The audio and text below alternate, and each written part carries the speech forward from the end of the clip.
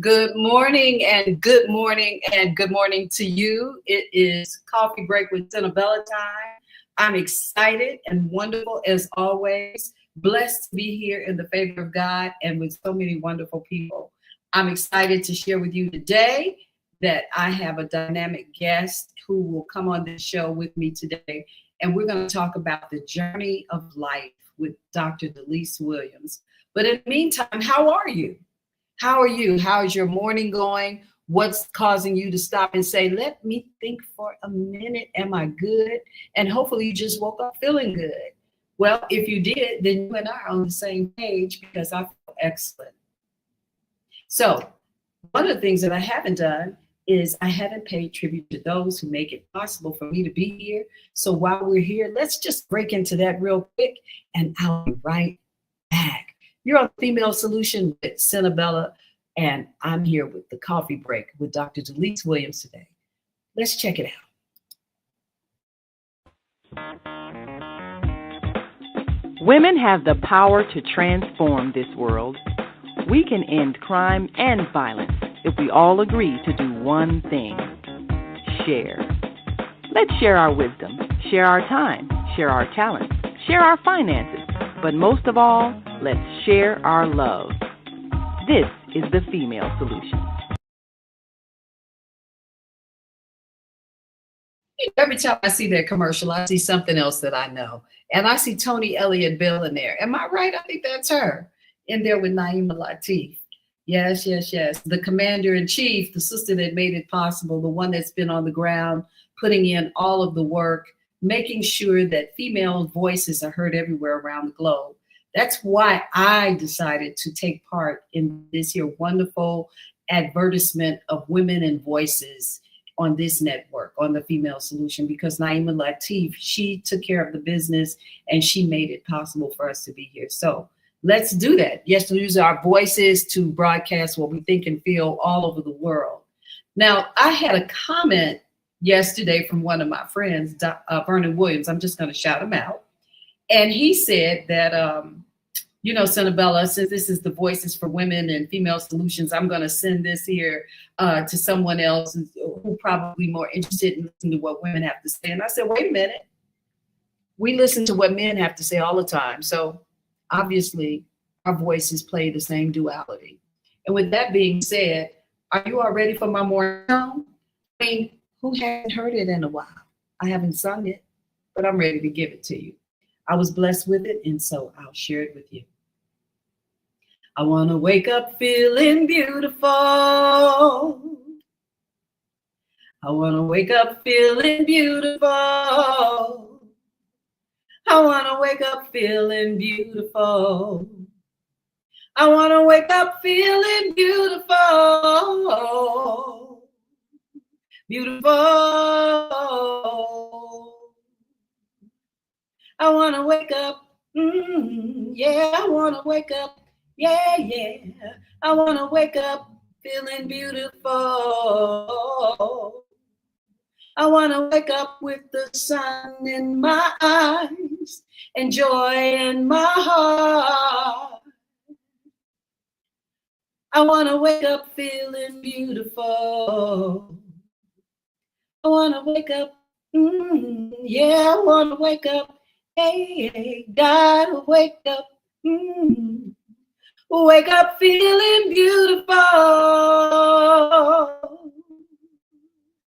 Beautiful. Beautiful. I hope you feel beautiful. And let's get right into it. I'm not going to delay it one more minute. Why don't we get Dr. Delece Williams on board with us? And let's start talking and see if she feels beautiful this morning. I know she does because she always has been. Hey, good morning. I'm still trying to figure everything out. It's early, y'all. It's early. Well, how are you guys this morning? And how are you, Miss Senabella? That song was beautiful. You wake up feeling beautiful, right? Yes. You are bubbly as always. It's one of the things I've always loved about you. Oh. That's your passion, isn't it? Well, we just got off our early morning prayer line. We get up and we pray every morning, 5:30 to 6:30, 1 hour of power. We started in 2010. So, and we've learned over the years that it's necessary, just to start your day, it's necessary, so waking up with the fact that God woke me up, allowed me to see another day, so, I'm often being optimistic about the day that he's given me to just do my best to be great in. That's all. Well, I put this up because you shared it with me, and I said that's definitely what I'm going to share as you speak about waking up and honoring and praising God and just putting out prayers for the world. I believe that prayer is not only essential, but I think it's powerful. Yes. When everyone comes together in one thought and one spirit to put out an energy to say, hey, this is the objective. And yes. That is like changing and shifting the world, right? Yeah. More importantly, I've learned that prayer, more than anything, it helps us. It helps us first, So in order for us to deal with people, we have to be in the right headspace. Depending on what person that we're dealing with, what energy that's coming our way. I just do my best to try to be in a good headspace to be able to approach various kinds of folks that I'm often, encountering. Mm-hmm. So, I recently saw something where you had prayer. You said you're going to have people read the Bible.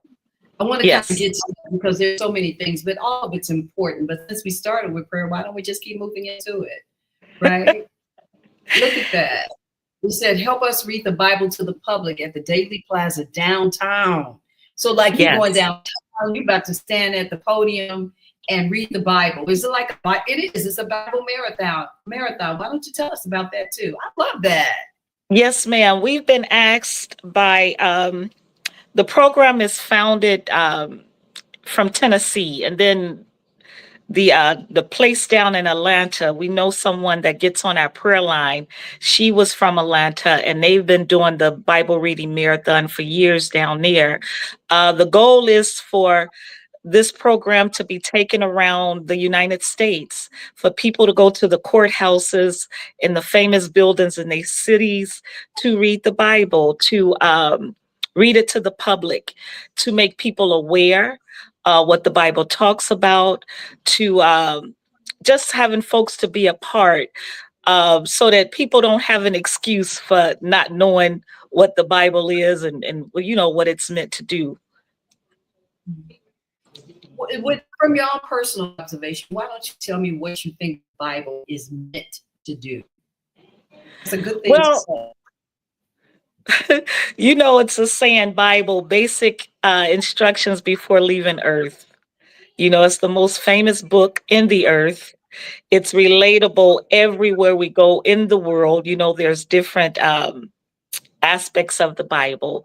It's written in different languages, so many different languages. And depending on where you are in your spiritual journey, the Bible can be just like music is the soundtrack to our lives. The Bible is the spiritual soundtrack to our lives. It's God speaking through us or to us through the Bible. And I would often, when I fell in love with the Bible, I look at it as a spiritual soap opera. Because I remember when I was young and trying to find my way in terms of being saved and loving the Lord, they tell you to go to church. And, when you're young, your mind is just not on reading the Bible. And I remember trying to read the Bible and I would fall asleep. But when these issues and problems in life, when ups and downs come and when you're looking for answers, the Bible became a very real thing to me. I began to read it, and it was just like a spiritual soap opera, from Sarah, from Abraham and Sarah, she told her husband to go into our handmaid and give her a child. I'm trying to imagine it of today. You desire to be a one woman's man and a one man's woman, but she told her husband to go get somebody else pregnant. So when you look at stories like that, you're like, wow, where's this stuff going? And you'll begin to fall in love with the reading of the Bible, because a lot of these stories are so interesting. Um, and it's relatable.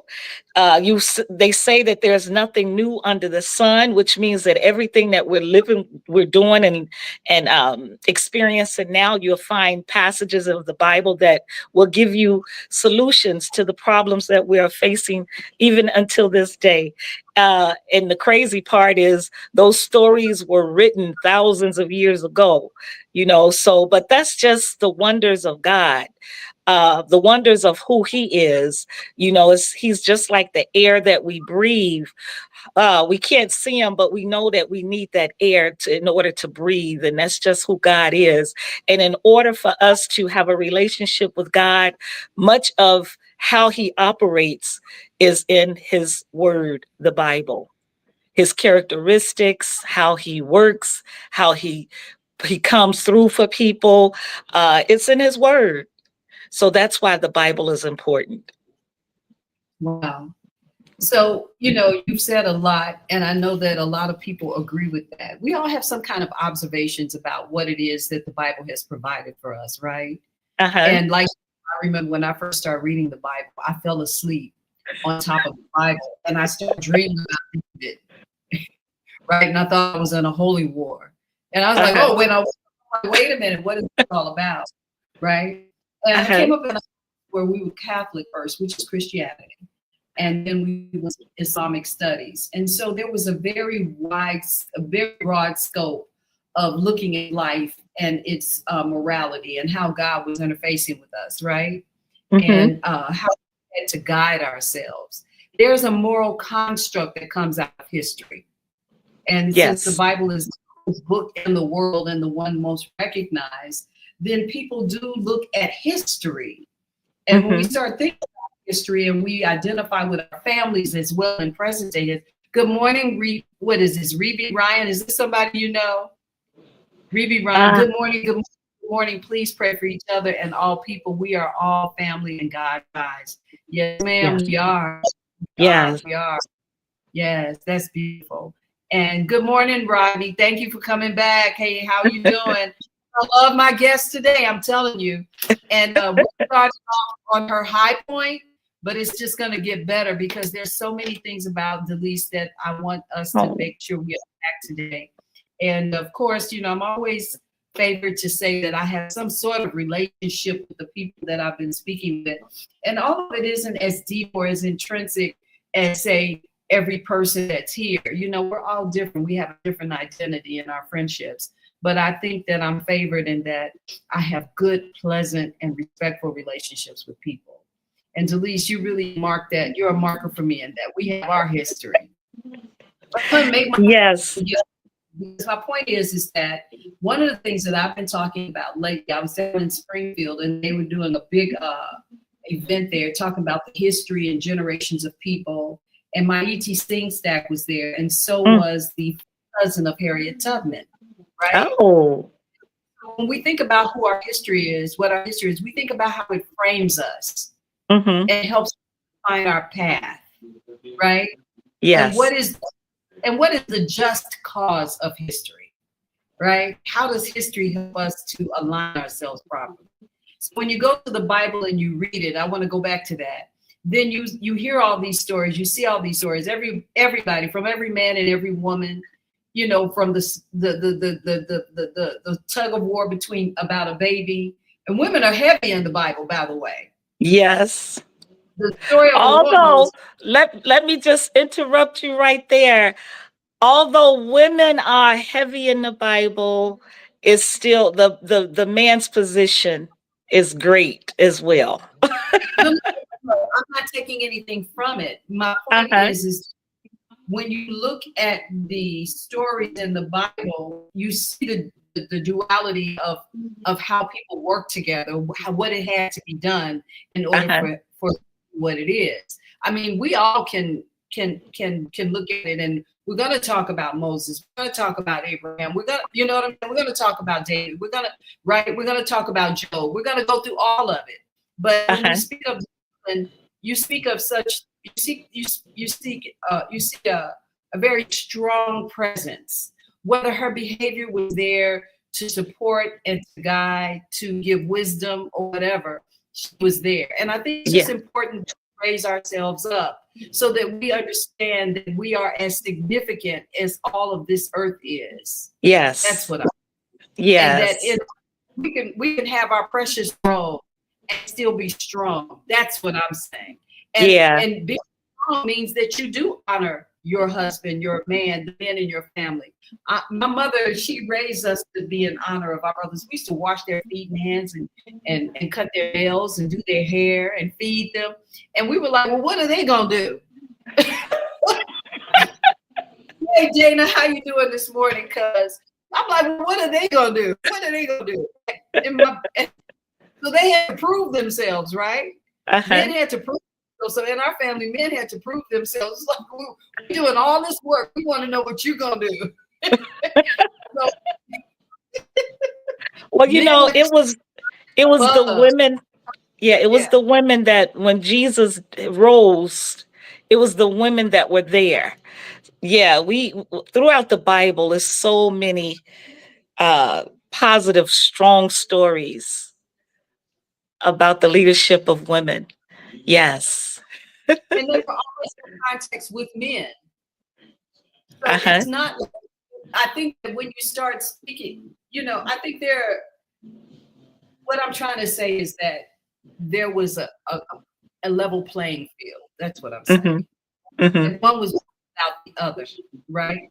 That no matter what happened to Eve, it happened to Adam. That no matter what happened to, you know what I'm saying? It all was happening at the same time. We were all together in it, building. Good morning, Bill Morton. Good morning. Okay, we got Evanston in the house. We got Rogers Park in the house. Oh, and I'm just really glad to see that my family is coming in and support us. They want to talk to you. Come on, wow. Well, good morning, everybody. Good morning. You said a woman carried the word from the beginning. What did she say, Dana? What did she say? Because I bet you this sister right here got something to say about it. Yes. So I wanna put this up because this is how I see you. I just want to say that you're a woman on the road to redemption, and I say that, and you know, even as I use the word redemption, I have to go back and look at it again and ask myself, am I saying that in the right context? And I believe I am. You're on the road of redeeming things, and you're doing it in all the work that you have put out. That's what I've seen through the context, through the rear view of what you're doing and what you've done and what you're doing. And you go to your page, it's chock full of things. So let's talk about some of your journey. And I'm going to take a quick break and come back before we get into it, just so that we don't disturb the rhythm of what you're going to talk about. I want you to think about that. What have you done on your road of redemption? I mean, you've just done so much. What inspired you? Talk about being a young girl reading the Bible. How old were you when you began this journey? And how did you know when you were within your divinity? Okay. We'll come right back. Is Monday morning a struggle to get out of bed, into the swing of things? Well, don't worry, you are not alone. Join us for thought-provoking, stimulating, and mindful conversations on higher learning with Zelda Speaks for your Monday morning mindfulness sessions on Blog Talk Radio, The Female Solution, Mondays, 7 until 9 a.m. Be sure and send your ideas, thoughts, comments, and suggestions. Also, if you'd like to be a guest on the show, visit zeldaspeaks.com and send us your info. We'd love to have you. Experience mindfulness moments with the mindfulness/stress relief coach, Zelda Speaks. And thanks for sharing the mindfulness moment tip of the day. Stay on purpose, stay empowered, and stay tuned to your next session of mindfulness on Higher Learning with Zelda Speaks. Make it a mindful day. And thanks for listening. We're going to take that little short break. We'll come back. We got a lot of things we want to share, but we're right back here with Dr. Delece Williams. I am Senabella. This is the coffee break in the morning on Fridays at 7 a.m. And I'm grateful, blessed, and happy to have everyone here. Let's keep talking. The question to the table for Dr. Williams this morning, since this is a woman of God, she is on a road to redemption. She's redeeming herself and everyone through her process. She's recognizing, and she's become a serious stakeholder here in Chicago of transforming and giving life to this history in every neighborhood and every person she's touched. So let's go back to that question. Are you ready? Yes. So how did you know when you were on that road? How young were you when you started this? How young were you when you began your journey? And what was it that moved you forward? What kept giving you the energy to keep going forward? Well, when you don't grow up in church, there's a difference. We didn't grow up in church. We knew of God. Our parents took us to church around Easter. You would hear things, but God dealt with me at a young age. My mom, she was married to a Caucasian guy. So our life was kind of strange coming up all the way around. Every time he got tired of living around the black folks, he would go move us into the white neighborhoods, and and just the strangeness of our life and growing up would have me to pose this question: who am I? Uh, why am I here? All of these little questions that come across your mind when you're young. And I remember when we lived in Beverly in Chicago, my stepfather, he tried to really take care of us. At one point we lived in a 10-bedroom home. He's always tried to provide, but it was just, he just didn't understand our culture. He was not in our skin. So in the strangeness of how we were living and growing up, I needed something more stable.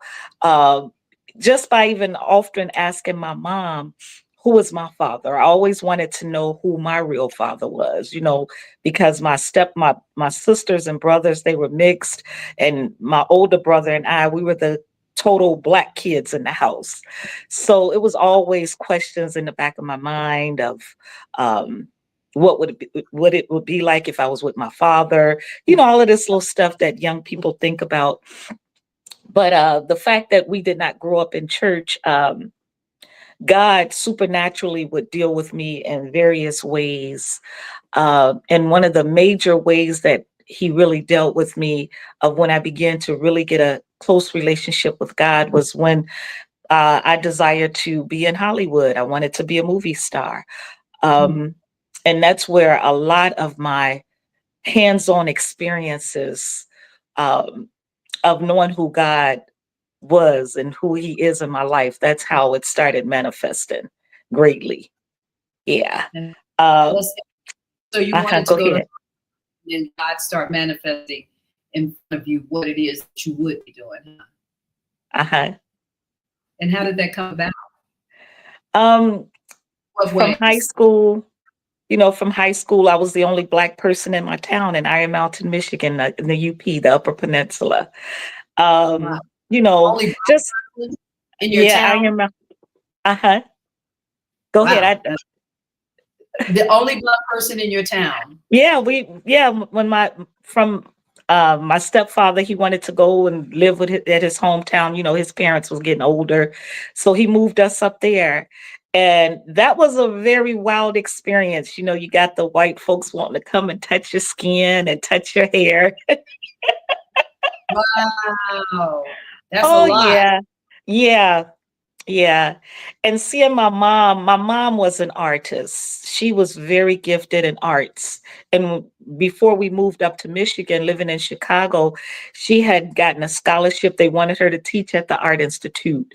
Her artwork was, goodness, she had made this statue, and this furniture store furnished our whole house off of the statue that she made. She gifted the store with the statue, and they gave us, a lot of furniture. So watching my mother and her experience in her life, that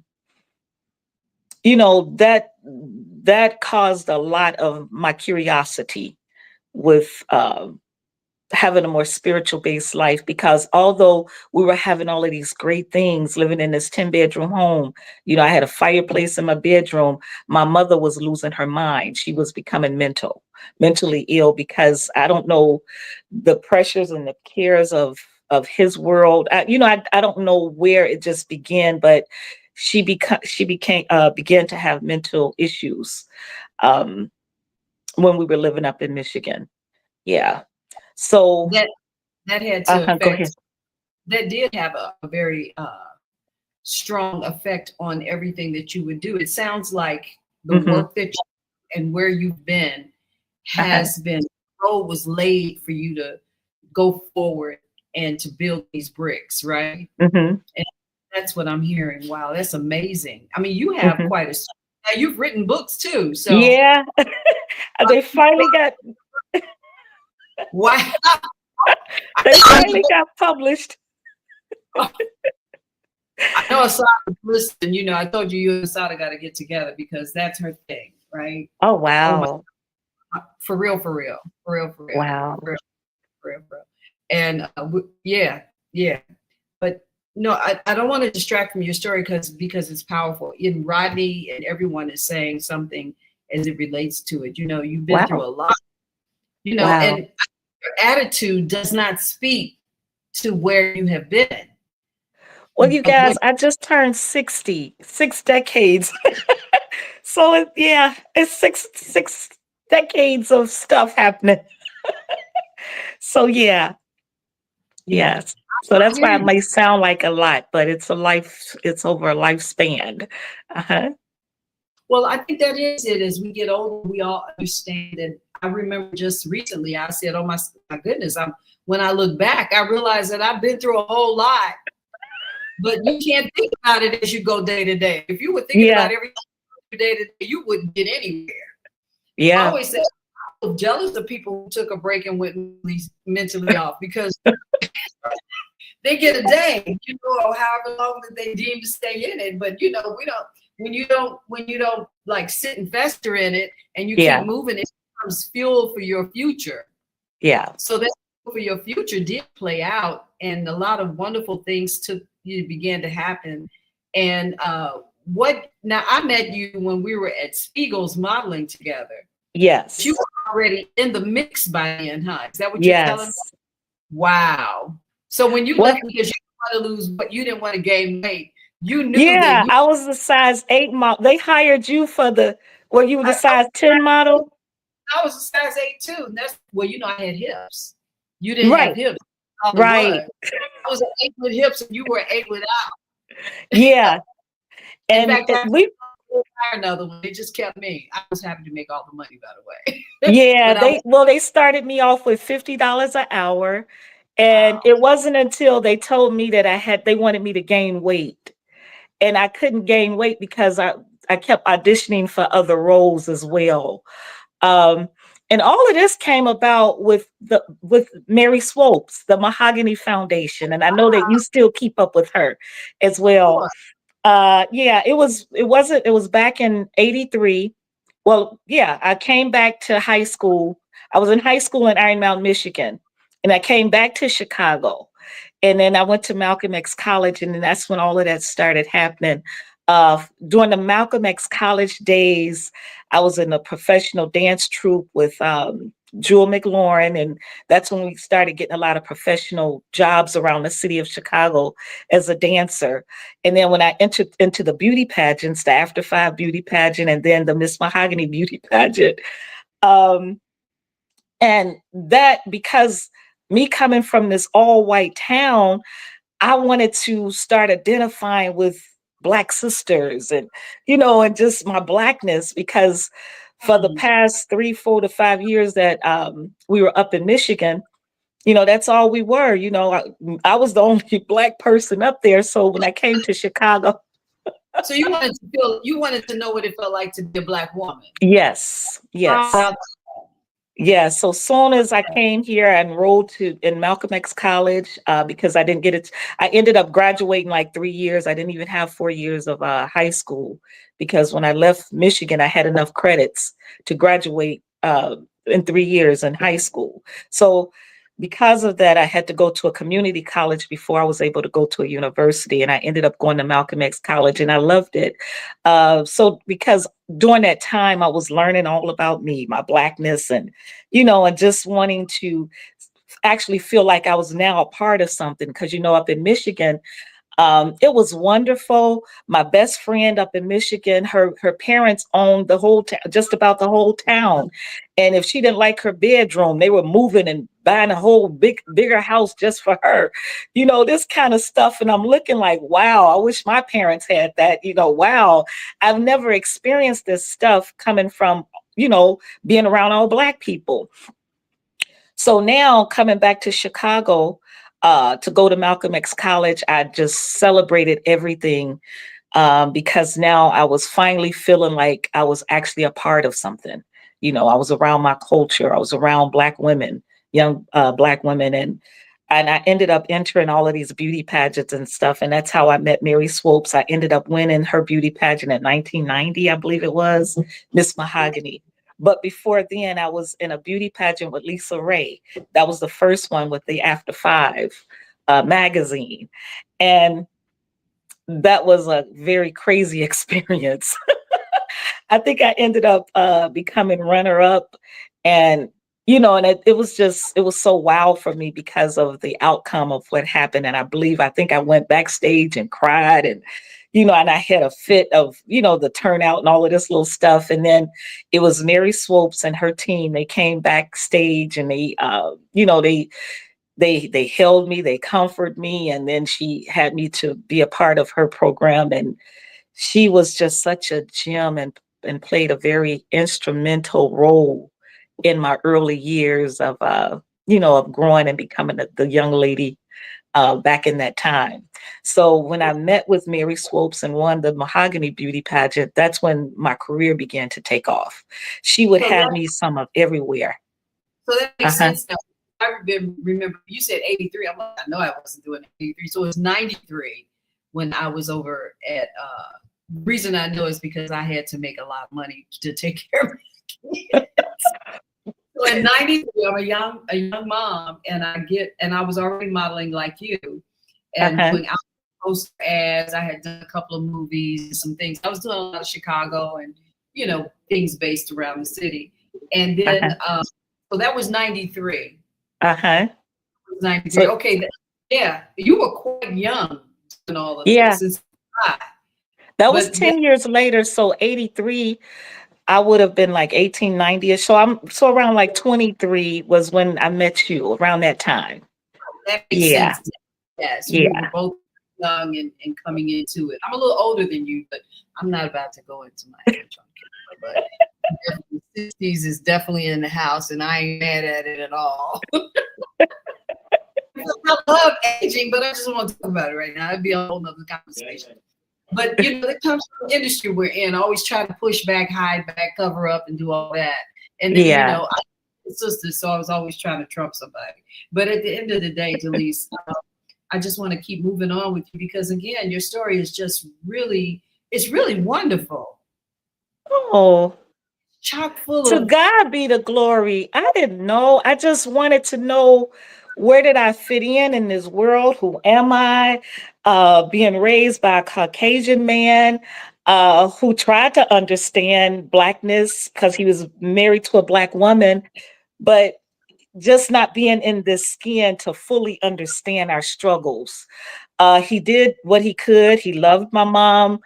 And my mom ended up losing her mind because she couldn't take, it was a combination of stuff. And I just remember her being everything to me, telling me about Egyptian statues and, all of this. When you're a young girl, your mom is your everything. And I watched her journey and I'm like, Lord, what happened? We in this 10-bedroom home. One house he moved us to was a glass house. We would watch the deer come up to our living room and peck at the, I mean, so what was missing?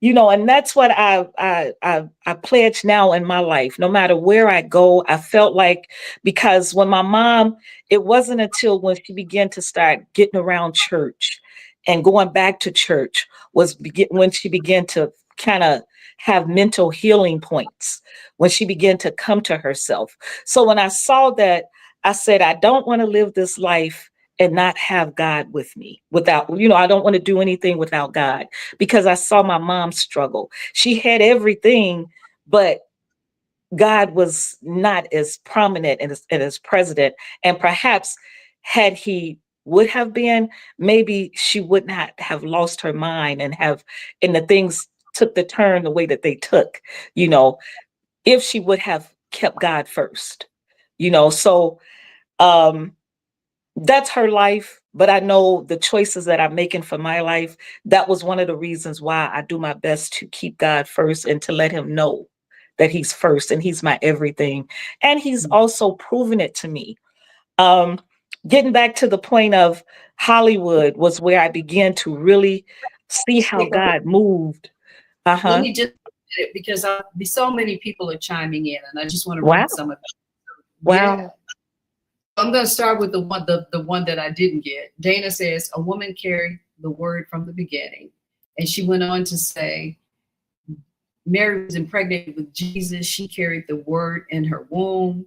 And then Roger wants to say, what a challenge you experienced, Dr. Delece. Oh, wow. And he says, UP, wow. And then he goes on to say, and I'm from Detroit and got my first audio recording experience in Traverse City. Not as far north as UP, though. Yeah, I've been there too. Yeah. Dr. Delece. And then Jenna comes back in again and she says, long live Jewel McLaurin. Wow, memories. Okay, Jenna. We want to do a dedication to Jewel McLaurin. I just told my dance troupe, the three of us, that we're going to, and I'm so glad that, hey, girl, we're going to do a tribute to Jewel McLaurin, and we're going to get with Malcolm X College to do so. Yes. And Naima Latifah, the founder of Female Solutions, says Mary L. Swopes created some amazing mahogany beauty pageants. I remember. Yes. Yes. So, and then, look, and then we have Sherry Lynn Smith, wonderful visual artist, which I'll share with you all about. I'm going to be a part of her presentation of 10 Divas on the 2nd of May. And she says, good morning to all. Another reason to listen and be a part of Dr. Delece and Bella. All right. And she said, one more time, wow, I get that her sense of self is based on everything we've been a party to, what we've missed, what we've developed. Yeah, this year's show is chock full of stuff because history. We started off talking about history. This is history. If we were in a present day Bible, we would see the continuation of the books of what has been that has framed our lives through the Bible. And if we identify with ourselves from a spiritual aspect, we do see that. And I think I shared with you once, and I'm going to say this live. I was suicidal at one time, and I wanted to kill myself. And I was so desperate to kill myself. I was praying and said, Lord, just let me die today. I want to die today. Can I die today? This is it. It's over. I'm tired. And I felt reckless. And I'm like, I want it to be over. And he wouldn't let it be over. So as I was walking down the street trying to figure out where I was going to stop and die at, Jesus. all of a sudden, a whole army of women were around me, praying all over me. And I was like, Jesus. Am I hallucinating? What's going on? And stop it. So they were like, no, and putting their hands and praying. And I'm all bent over and they're just praying all over me. And then next thing I know, I'm flustered and I do this and I look up and there's no one there. Jesus. And I'm like, okay, God, whatever. I can't die. So what you want me to do now?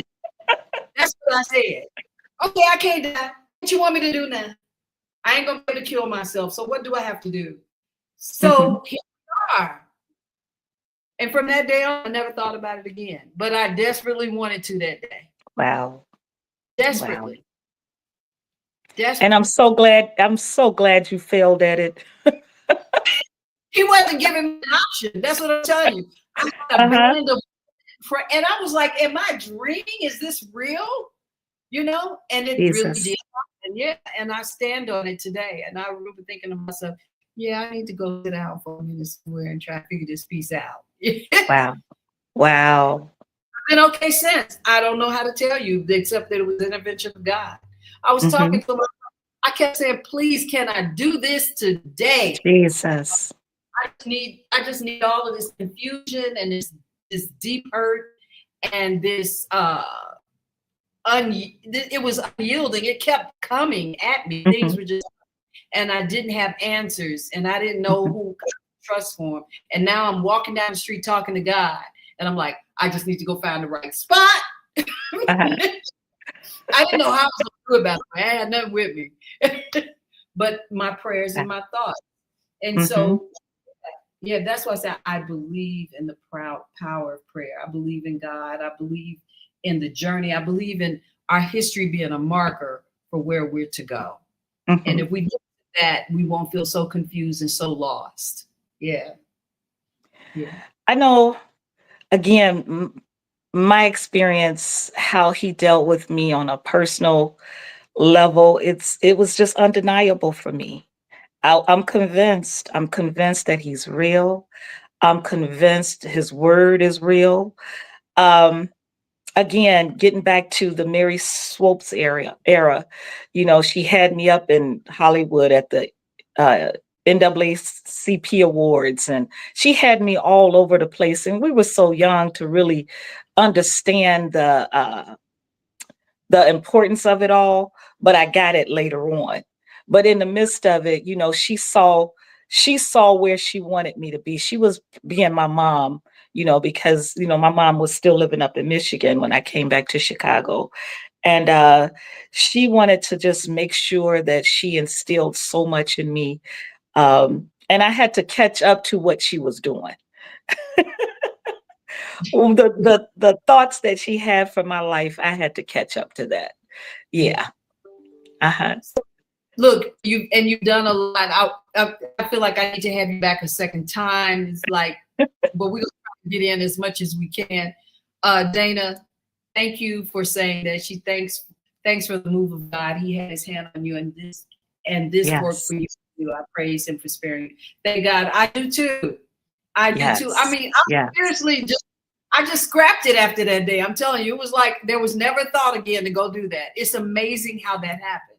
Wow. It's amazing how that happened. And I just trusted, because I never had an experience like that, but I trusted that what God and I were talking about, that he gave no choice but to go forward. No but to go. You just go forward, Senabella. Oh, okay. I'm going to go for it. I don't know what to, but I'm going to do this. You said it. Now count on you to be you. And I'm going to count on me to be me. And I didn't know what the me really was. But that's the beauty of getting to 60, baby. Yes.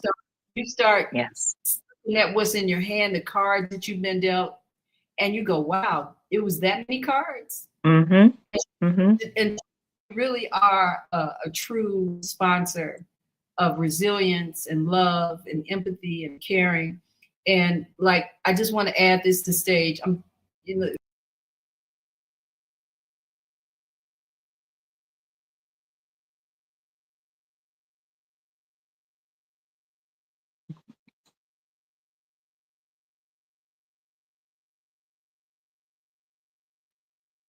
Talk about this a little bit, Dr. Delece. Yes, ma'am.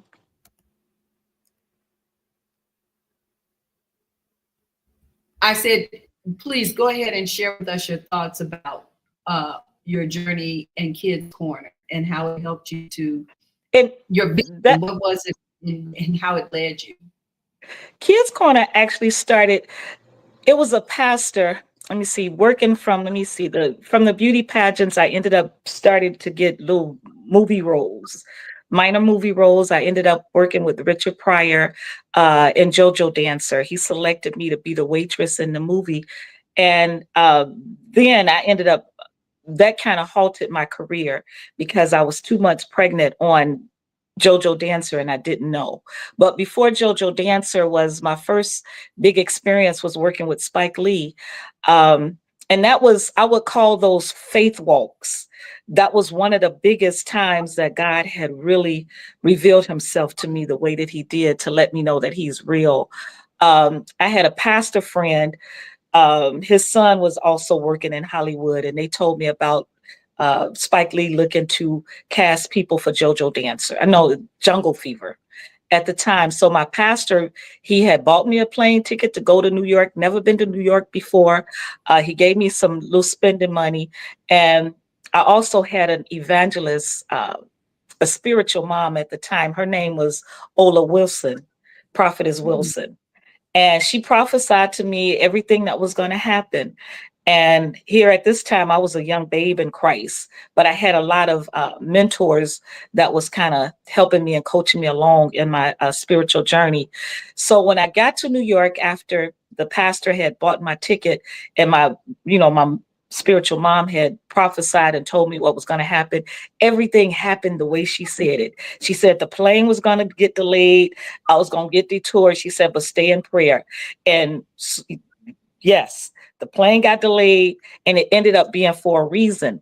Just so happened when I finally got to New York, I've never been to New York. I had the little money in my pocket. I didn't realize that the hotels were so expensive around Spike Lee's studio. And all I can do was, at this point, was to lean on my faith. I was always listening to others with prayer. So now I'm out here in all of this big old city, and all I had was God and what they told me who God was. So I began to pray. I ended up, the cab driver took me to Spike Lee's studio. I knocked on his door. It ended up being 9 o'clock at night. And it was two people still in the building. They were editing. And when I'm knocking on the door, and I said, hey, I came from Chicago. I was told to come here, that you guys are auditioning people. And they thought I was so, weird for doing it, but I guess they see all kind of stuff, being in the movie business. And the thing that stuck out to them was I had my Bible. And they laughed at me. They joked, and just so happened they ended up befriending me, and I ended up staying in Spike Lee's sister's apartment for 2 weeks. And they would take me onto the set. Spike Lee even talked about me carrying my Bible, but that's all I had. I'm in this strange place, and and I'm thinking that this is getting ready to be my big break. And no, they took me around. They wanted me to stay longer, but at the time it was his producer, Monty Ross, that spoke into my life. He said, you came all the way out here to New York to shine, but the star is within you. In other words, the God spirit, the God greatness is in you. They had me doing little bit parts, and I couldn't stay no longer than the 2 weeks. So I ended up leaving, but it was what Monty Ross said to me. He said, it's in you, shine wherever you go.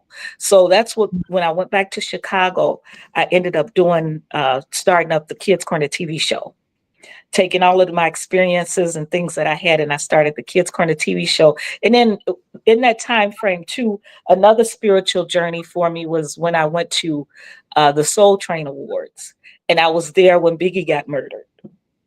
That was another, oh my God. That one was when God really revealed himself to me. I went with Princess Hemphill. I know many of you guys know her. Back in that time, we ended up sharing a hotel together. I think at that time I was also working at TWA. So, we can get these little buddy passes. And I got her a buddy pass for us to fly up to go to the Soul Train Awards. And she had, she knew all of the stars, and that's, and we went into the Vibe magazine party the night he was murdered. I was right there. And, I was so excited to be around the midst of all of these people. I'm taking pictures with everybody. And at this time, I wanted to take a picture with Biggie. Biggie was sitting there with his bodyguards and Russell Simmons. And I asked him, can I take a picture? And his bodyguard stopped me. He said, no, he's not taking pictures with anybody. But Russell Simmons stood up and said, I'll take a picture with you. I got all of these pictures right now to this day. But because I know we're running out of time, but what happened with that night and the way it was all set up and the way God had to protect us was, oh my God, it was crazy. It was crazy. and to show that it was a setup, and God let me see that all that glitters is not gold. Although you're around this stuff and these people and these things, I still need to be first in your life, because I'm taking you backstage just so that you can see the people we idolize, the people that we look up to, they even need me. So anyway, yeah, Look it at you. was that a lot of this stuff is in my books. I have my book signing Saturday, tomorrow night from 5 to 7 p.m. at 839 West 79th Street at the Auburn Gresham Healthy Lifestyle Hub. It's a new building that they just renovated. And you guys, the book series is called On the Shoulders of Giants. I all I got is my stories and how God brought me through and brought me out so that I can be a blessing to others. And that's what I'm trying to put in my books and everything I do, because it's only God. I have nothing. He allowed me to be around the best. He allowed me to marry the best. My husband, the king of house music, Farley Jackmaster Funk. You guys know him as one of the creators of house music, with marrying him. And that's why I say, as much as we as women like to be empowered, it wasn't until in my marriage when God began to give me the desires of my heart through and because of my husband, I'm able to do these things. Because of that man, I've been able to travel around the world. So, that's what God loves: order. Man first, women, children. And when I've learned to line up with that, oh my God, he reminded me and he let me know that. And I'm not saying that that's what every situation. I just know what God loves, and that's also in his word. And not only that, but you're saying this is my success. This is what's worked for me. This is my recipe. I believed in God. God gave me Master Jack Farley, right? And I am his wife. He is my husband. He's my protector. He is my leader and my guide, my household. He is my children's father. He's the grandfather. He's the man of this community. And he's the reason why God put him in my life so I could go on that jet plane and come back to Chicago and be in the arms of safety and be in love. But let me share this with you too, of which that's a whole nother book, In the House with the King. That was nothing but a testimony. Oh my God, that's a whole nother book. But I know, and again, that was how I began to really just lay in the bosom of the Lord. I knew then that he had me. That just when this marriage situation came about, and I knew it was nothing but God, because we were like, this is our 40 year of knowing each other. But even back then, the Lord told me that he was going to be my husband. I didn't know it was going to be much later, but again, that was another faith journey situation, and me allowing God to have his way in my life. And now the blessings are just pouring in. What you're showing right now is also my co-authors. They will be with me on Saturday. They wrote the fourth book that's a part of our book series, On the Shoulders of Giants.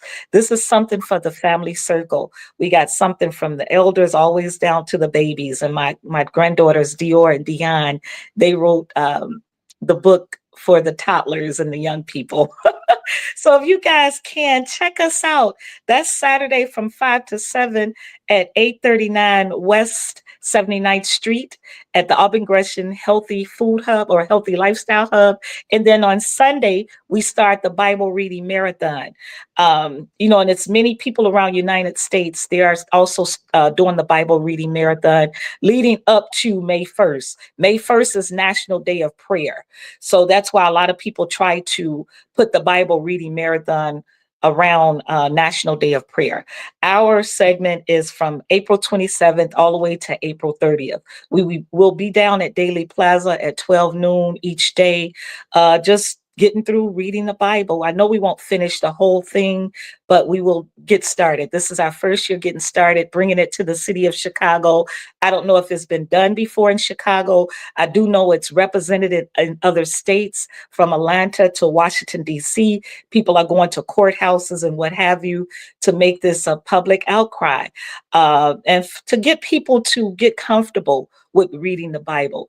Pick it up. Get it off the bookshelf, dust the dust off of it, and start reading it, because God's expression is in his word.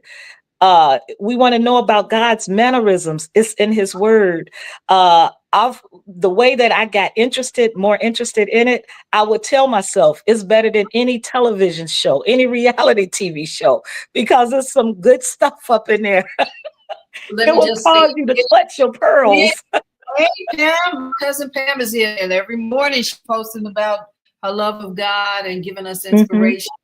And it's such a wonderful thing to see people here who are resonating with this message, with you, Dr. Delece Williams. I would tell you all to go and find her on Facebook, follow her. She has wonderful things going on. And really, I want to say that she gave me a Queen's Award. She gives the U.S. Presidential Honors. Yeah. That's why I said we just got to have you back. It's like we only got a few more minutes to go. And I just want to make sure that I can recognize and say everything that I need to say about you, Delece. I just absolutely am so honored to have you here with me at this moment. Oh, and likewise, sister, likewise. We shared, you reminded me we were the first Black women in history to have clothes made off of our bodies. I didn't have her hips. I still have my hips. Lose weight but have hips. But you're right. Spiegels launched this campaign to do a clothing line for Black women, and we were chosen to be the fit model to come in every day and to have them put pins in our hips and our shoulders through trying to cut and design all this clothing and all this clothing line for Black women. And we were the women in that room who were the fit models. And to be young. Yeah, young. I started out with getting $50 an hour. That was huge to me. I'm like, please call me back. And I know you said you worked much longer. I don't know if it was because you left, but I got paid a lot of money and I was very happy to be there. But I was steady. And so, of course, we were on the same path, but in two different roads, right? Yes. But we're here today. And again, just honored to have you here to share your story.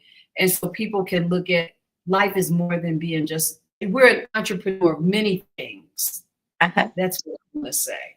And that's the freedom of being an entrepreneur, is that you get to think creatively and to continue to move through different doors and coming in and out of certain elevators and seeing out windows and to understanding the landscape of so many different other places geographically, but to be able to be focused also, to say that everything we're doing has purpose. And I think that's what this does. This provides purpose. Look at our grandchildren, right? And for you to say, this is what they did when they were 10 years old, and here you are now, lineage to make sure that everything is in place, right? That you go forward, putting everything in place. So no matter what happens today, that tomorrow your children, your husband, everybody's going to be okay. The community will know what Dr. Delece Williams did, and that she's this woman here, a woman of God on the road to redemption. Wow. And they will also know too, because like what your partner was saying earlier, Kids Corner, we are solidified with the city of Chicago. We have a street sign on 79th and 80th and Ashland Avenue, impacting thousands of families with millions of donations that we've distributed throughout the city of Chicago, powering cities through giving, communities through giving. We've done so much, and that's why, we're just turning 60. I do my part. Happy birthday to you. Happy birthday to you. Yes. Happy birthday. Happy birthday. Dr. Delece in effect. Thank you. Thank you. My husband is giving me a birthday party sometimes in July, so look forward to that. Yeah, we're going to celebrate. Make sure you tell your husband I said thank you. He is such a kind guy. I like this man. I text him all the time by mistake, but he always gives you a message. This man is at work doing his business. God bless you all. This has been Coffee Break with It's 8 o'clock. But that's the testimony. He is a man of God. And again, all of that will be in my book. And just stay tuned because it's 8 o'clock. See y'all. Hope to see y'all tomorrow and next week. I'll see you all soon. Welcome, God guys. bless you. Thank y'all. Thank you so much, Senabella. Thank you. My pleasure. God bless us all.